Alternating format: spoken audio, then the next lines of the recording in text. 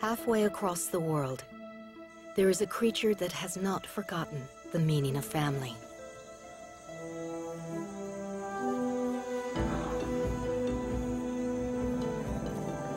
Here on the plains of Kenya, early morning has brought with it a momentous occasion. After nearly 2 years in her mother's womb, a calf has been born. With her first tentative steps, she is welcomed into the herd. These bonds will last a lifetime. To be a baby elephant must be wonderful. Surrounded by a loving family 24 hours a day, touched by the family, cuddled, comforted, a tremendous love and compassion exuded by every family member. I think it must be how it ought to be in a perfect world. Perhaps more than any other person, Daphne Sheldrick has a special understanding of baby elephants. For 50 years, she's been surrogate mother to dozens of orphans. She's raised most of them here at her home in Nairobi, alongside her human family. Who's here? Lekker cappuccini, Mishak? Yeah? Her encounters with elephants have taught her lasting lessons in compassion. The most recent arrival is 3-week-old Ilingwesi. If she's to survive, the nurturing she would have gotten from her wild family will have to be replaced. If you've had your own children, as I have, and now have grandchildren, it's not difficult to see they're very family-minded animals. These little elephants are a bit deprived, but they have a human family in place of the elephant one. But it's not quite the same thing. Daphne learned this lesson the hard way, 25 years ago. When I had my first baby, Aisha, I didn't have any keepers. There was just me. And I fed her every 4 hours, like you would a human baby, and put it in her little stable at 10 o'clock at night with one of my dresses hanging in her stable. But that actually wasn't enough. She got to 6 months, but when I left her for 4 days because my daughter was getting married, she simply died of a broken heart. Then I learned that they must have a family. Elephants mature at much the same rate as humans. Their lives can span 80 years.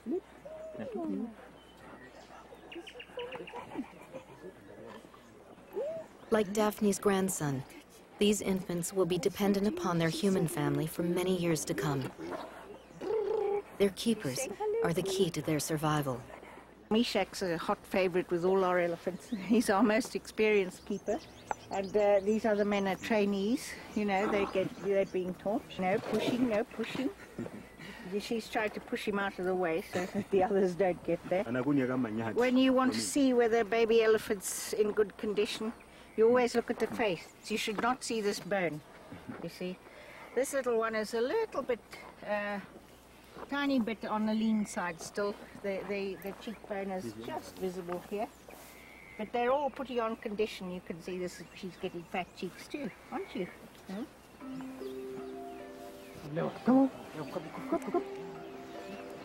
The elephants must be very fond of their family, and the family must be fond of the elephants. And you can tell who's a good keeper and who's not, just by the reaction of the elephants. They can read your heart.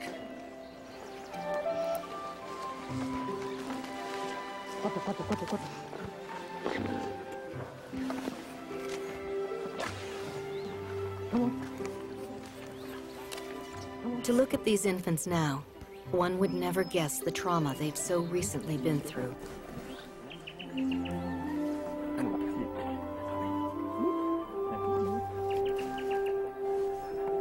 This little one was only 6 weeks old when her mother was shot in southern Kenya. Like the others, she's made a remarkable recovery.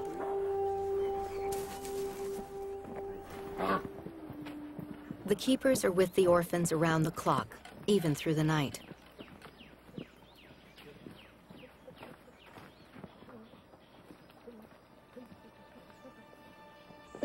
It is ironic, that even an infant like Ilingwesi can teach lessons in resiliency.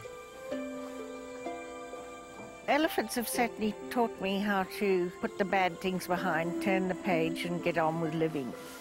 Understanding the traumas that elephants have to put up with and how they cope with it has, I think, made me a stronger person as well.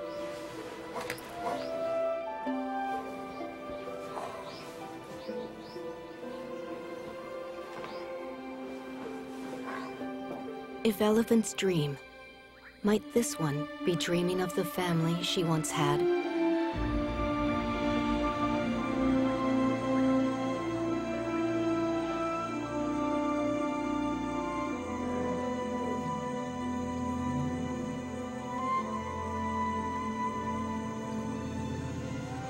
Can she know that if she survives, someday she'll have a family in the wild once again?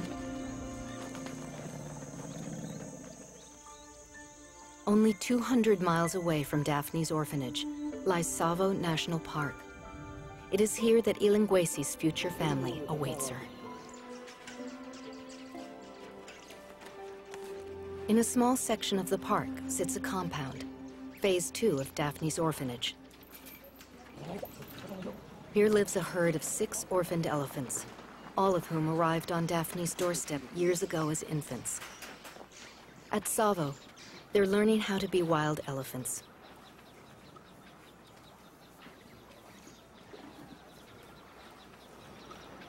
Each day they leave the safety of their compound and follow their keepers into the park. Here they mingle with the wild herds, learning the language of elephants. Their self-appointed matriarch is 10-year-old Malaika.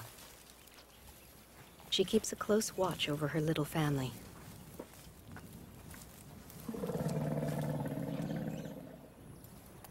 Back at the compound, the keepers are concerned about their youngest charge. She was orphaned 2 weeks ago and is still dependent on milk. She's too young to join the others in the bush, and her health is poor. Daphne has flown from Nairobi to bring medicine and see what she can do. Ulcers. Ndio. Okay. Ndio. So what you Melissa le boluses kwanza? Alafu naanza hii. Alafu naanza hii. Ndio.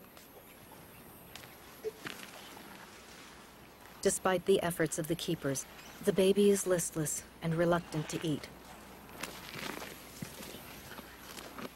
She's in shock and grief and a little bit sick. Which is not too bad. You didn't make it, didn't you? Daphne knows it will take more than the keepers and food to pull the little one through. She desperately needs the company of other elephants. Malaika, come on. Malaika, kwata. The next morning, Malaika is asked to leave 2 members of the herd behind. The youngest females are held back to provide companionship for the little one. Malaika is very agitated at having her family split. That's an unnatural thing to do. But she loves and trusts the keepers. And having been an orphan herself, she understands that that little calf is not very well. The older orphans instantly comfort and reassure the newcomer. The change is almost immediate.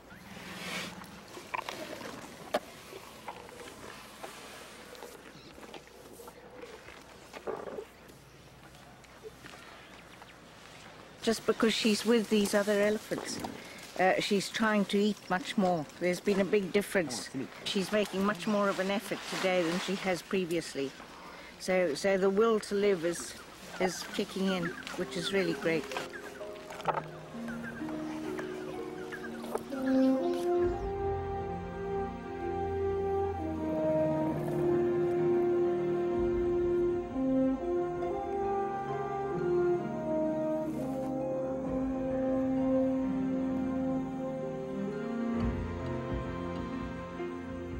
There's a tremendous lot we humans can learn from elephants.